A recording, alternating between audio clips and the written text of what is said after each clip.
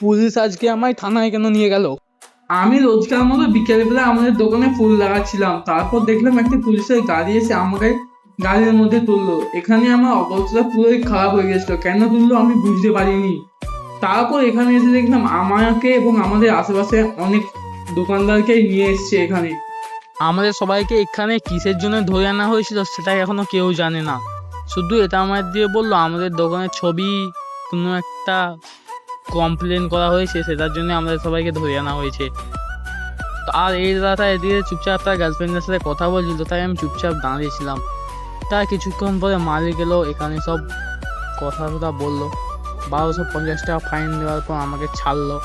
তো একটা লাইফে নতুন এক্সপিরিয়েন্স হলো যে এইরকম মাঝে মাঝে ফাইন মারা নাকি ভালো, এটা বিএমসির কাজে লাগে। কিন্তু আমার তো পুরো নার্ভাসে ফেটে গিয়েছিল।